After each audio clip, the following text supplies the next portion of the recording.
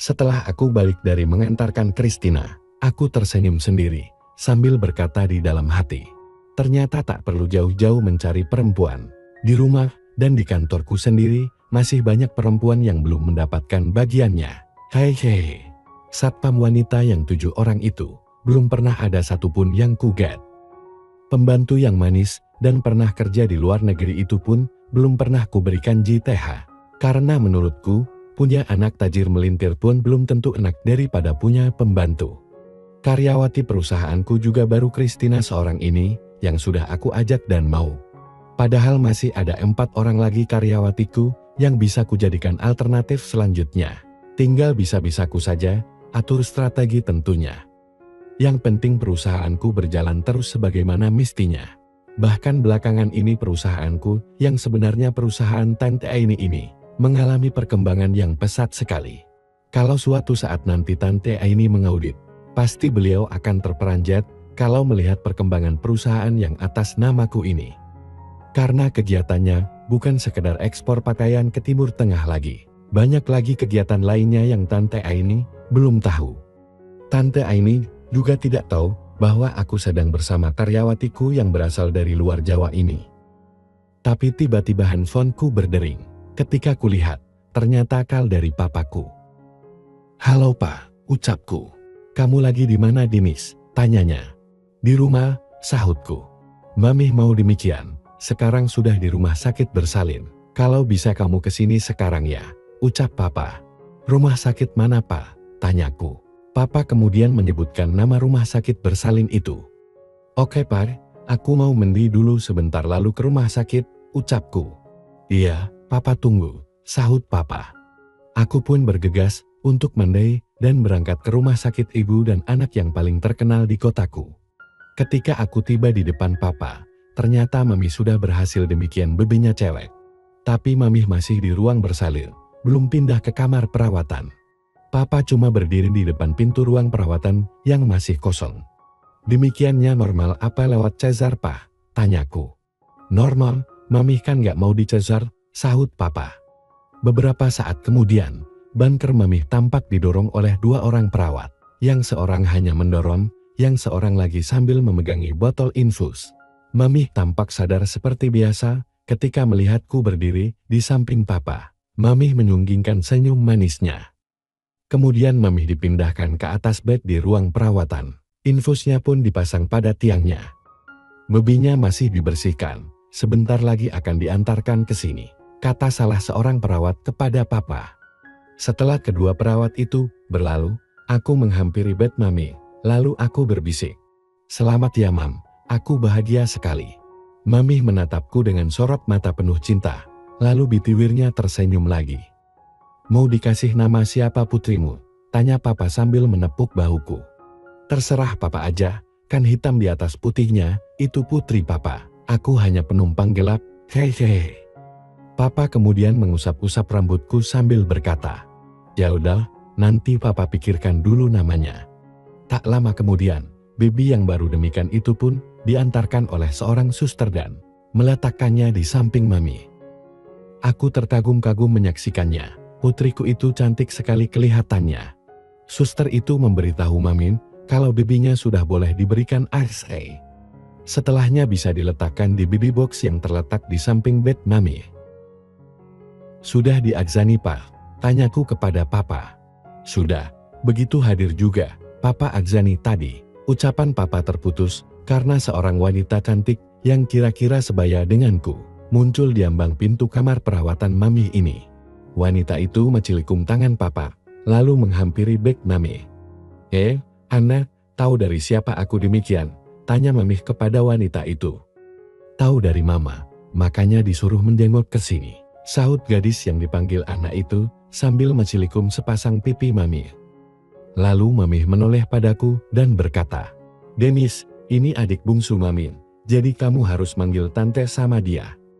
Mendengar bahwa wanita yang bernama Anna itu adik Mami, aku pun mencilikung tangannya sebagaimana layaknya seorang keponakan kepada tantenya. "Kok baru sekarang ketemu Mam?" tanyaku. "Dia kan di luar negeri menuntut ilmunya." Setingkat dengan kelanjutan atas kalau di sini," sahut Mami. Lalu kami ngobrol ke barat ke timur. Sementara adik Mami yang bernama Ana itu berkali-kali memandang ke arahku, sambil senyum-senyum entah apa maksudnya. Tiba-tiba handphoneku berdering. Ketika kulihat, ternyata dari Tante Aini. Aku pun bangkit dan bergegas keluar dari ruang perawatan Mami itu untuk menerima call dari bosku alias Tante Aini. Selamat siang Tante, apa kabar? Sehat, calon keturunan kita juga sehat. Kamu gimana? Sehat juga kan sayang? Sehat juga Tante, sahutku.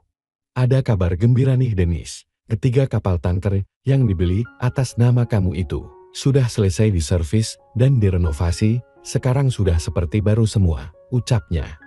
Wah bagus, kalau begitu Tante, apakah ketiga kapal tanker itu mau dijual lagi dalam keadaan sudah seperti baru lagi begitu? Tanyaku. Iya, kamu bisa nyariin calon buyarnya Yan. Memangnya Tante belum punya calon buyarnya?